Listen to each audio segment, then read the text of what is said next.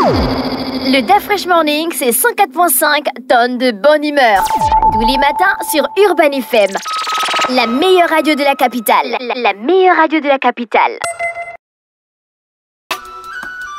Vous êtes sur les 104.5 Urban FM, la station urbaine, et vous écoutez le DAF Fresh Morning.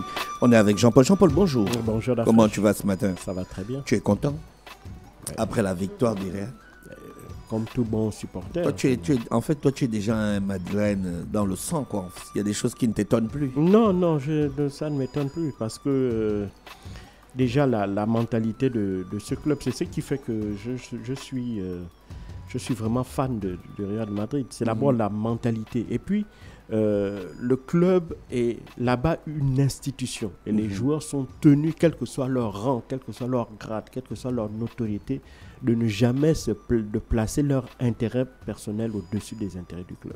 D'où la position de Mbappé hier. Voilà, donc pour moi, c'est ça d'abord. C'est d'abord un club, c'est un club qui est une institution.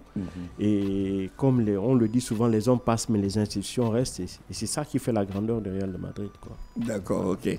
En tout cas, c'était une très belle victoire. 5-1. Il n'y a aucun moment tu as douté? Non, Jean-Paul, s'il te plaît. Non, mais écoutez, il ne faut pas oublier qu'on les a battus en finale. On les a déjà battus 2 fois en finale. Donc, c'est pas...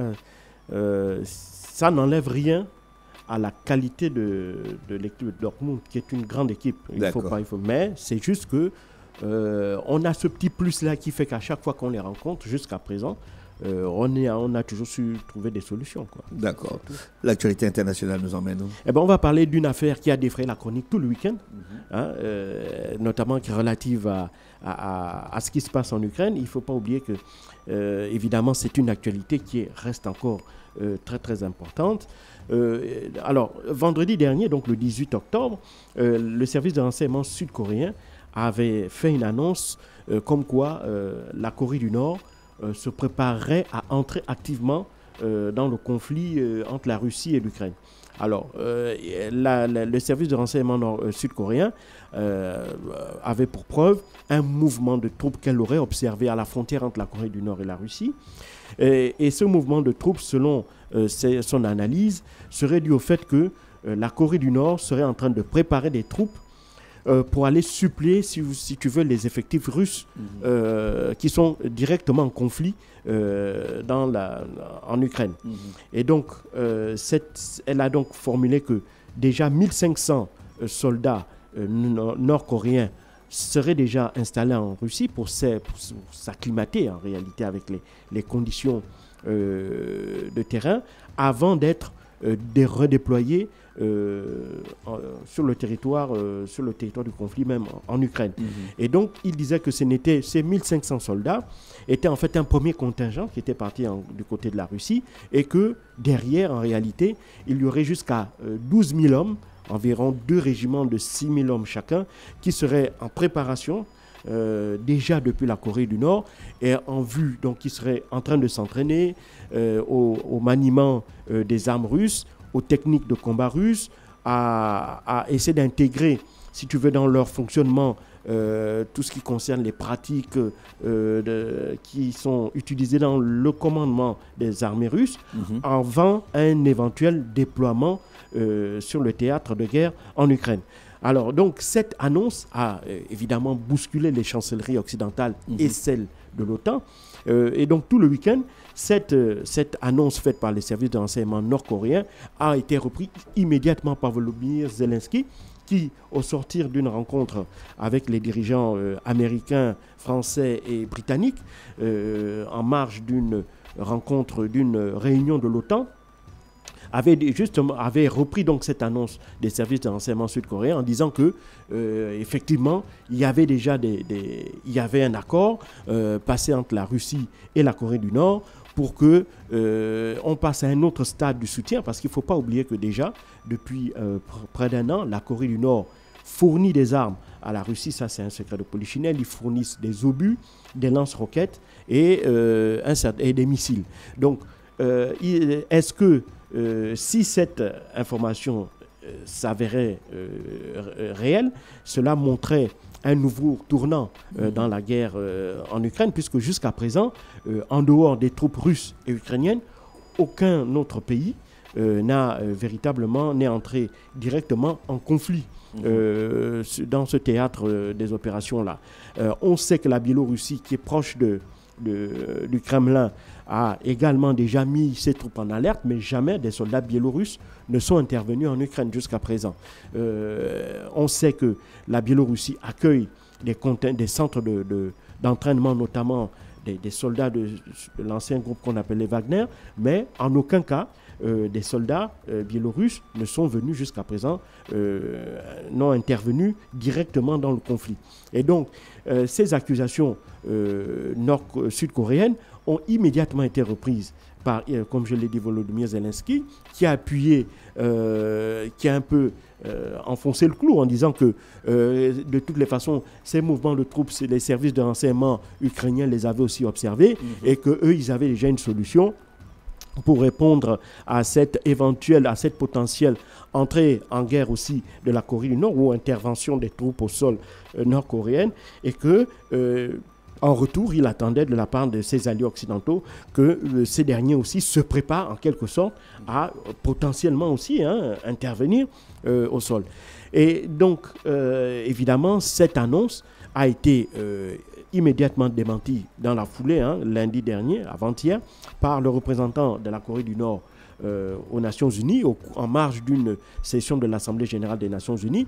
Il faut savoir que le diplomate nord-coréen a expliqué que déjà c'était totalement faux, que les troupes nord-coréennes n'avaient absolument pas l'intention d'être déployées en Ukraine, mais par contre, il n'a pas démenti qu'il y ait des mouvements de troupes de la Corée du Nord vers la Russie, en expliquant que tous ces mouvements de troupes faisaient partie d'un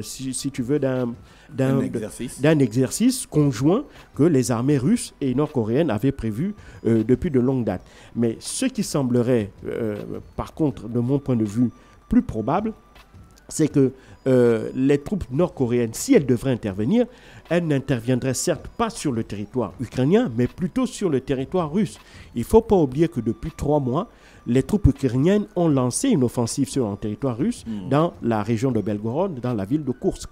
Et donc, depuis là, on assiste à, si tu veux, un cantonnement des troupes ukrainiennes dans cette zone-là, ce qui a obligé la Russie à redéployer des troupes supplémentaires, non pas à enlever des troupes sur le territoire ukrainien pour les redéployer dans la région de Koursk, mais plutôt d'appeler des renforts pour essayer de stopper l'avancée des troupes ukrainiennes. Alors c'est ce qui semblerait, c'est-à-dire qu'on assiste à un arrêt, si tu veux, de l'avancée au sol des troupes ukrainiennes, mais on ne sait pas avec certitude si l'ensemble des troupes ukrainiennes qui sont engagées, qui restent encore sur le territoire russe, sont en difficulté ou pourraient être repliées. Mais ce qui est, comme je l'ai dit, plus probable, c'est que ces troupes nord-coréennes pourraient intervenir sur le territoire russe. Pourquoi ? Parce que le 9 juin dernier, la Russie et la Corée du Nord ont signé des accords de défense. C'est-à-dire que dans ces accords, il est clairement stipulé que si l'un des pays est attaqué par d'autres pays, par des pays étrangers, ils s'apporteraient mutuellement assistance, y compris par des troupes au sol. Et donc, comme la Russie fait l'objet d'une invasion également sur son territoire par des troupes ukrainiennes, et donc il ne serait pas étonnant, il ne serait pas surprenant de voir ces troupes nord-coréennes venir en renfort, venir suppléer les troupes russes qui font face justement aux soldats ukrainiens qui sont sur le territoire russe. Moi, je pense que c'est plus probable que ce soit ce scénario-là qui soit en place, plutôt qu'un scénario selon lequel ces troupes nord-coréennes pourraient venir en renfort aux troupes russes sur le territoire ukrainien. D'autant plus que la Russie, de ce point de vue-là, est en position de force, puisque c'est elle qui, au contraire, sur le terrain, continue d'avancer, certes lentement. Ils avancent à la vitesse d'environ entre 1 et 3 km par jour. Ce n'est pas grand-chose, mais c'est quand même des avancées. Par contre, l'Ukraine a véritablement du mal à soit stopper l'avancée des troupes russes, soit essayer de mener une contre-offensive qui ferait reculer, si tu veux, la position des forces russes sur le terrain. Et donc, c'est plutôt vers ce scénario-là, à mon avis, vers lequel on s'acheminerait, parce qu'il faut parler au conditionnel. Jusqu'à présent, ni la Russie, ni la Corée du Nord n'ont clairement dit exactement quel rôle joue ces troupes nord-coréennes-là de manière directe ou indirecte sur les différents théâtres de conflit, que ce soit en Ukraine ou en Russie. Et donc tout ça fait que jusqu'à présent, on est beaucoup plus dans l'aspect de la spéculation que dans l'aspect d'une analyse, d'une analyse réelle de la situation, d'autant plus que l'on n'a pas encore vu le déploiement de ces troupes nord-coréennes-là sur les théâtres d'opération, que ce soit dans la région de Koursk ou bien en Ukraine. Mais ce qui est sûr, c'est que s'il est avéré que la Corée du Nord passe un cap supplémentaire, c'est-à-dire passe de celui de fournisseur d'armes à celui de fournisseur de soldats au sol, évidemment, ça également, ça aurait un impact parce que ça changerait même la nature du conflit. Mais il ne faut pas aussi oublier que dans l'histoire, ce n'est pas la première fois que la Corée du Nord envoie des soldats dans des théâtres d'opération. En 1973, par exemple,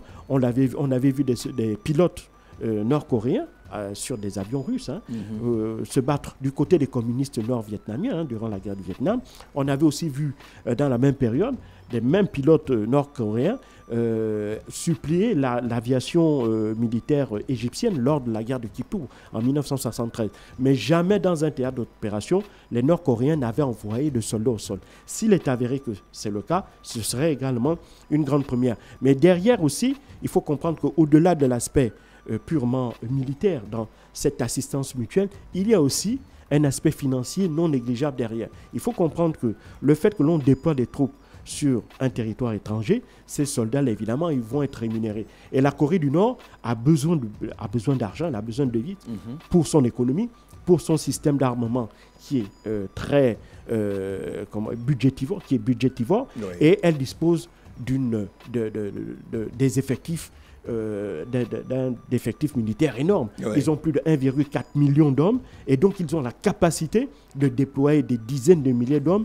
sur des théâtres d'opération à l'étranger. Et au regard des sommes que verse par exemple l'armée russe à ses propres soldats en termes de solde, il ne serait pas exagéré de penser que, comme les montants sont quand même assez conséquents, au regard du niveau de vie des Nord-Coréens, il ne serait pas totalement inconséquent de penser que la Corée du Nord voudrait, à travers cette opération-là, à travers la mise à disposition de ces soldats vers la Russie, capter une partie de cette manne financière-là déployée par le gouvernement russe dans le cadre du financement de ces opérations militaires, aussi bien dans la région de Koursk qu'en Ukraine. Donc la Corée du Nord veut, une fois de plus, si c'est avéré que évidemment, ces troupes vont jouer un rôle, notamment dans la région de Koursk, ce que je crois plus probable, plus plausible.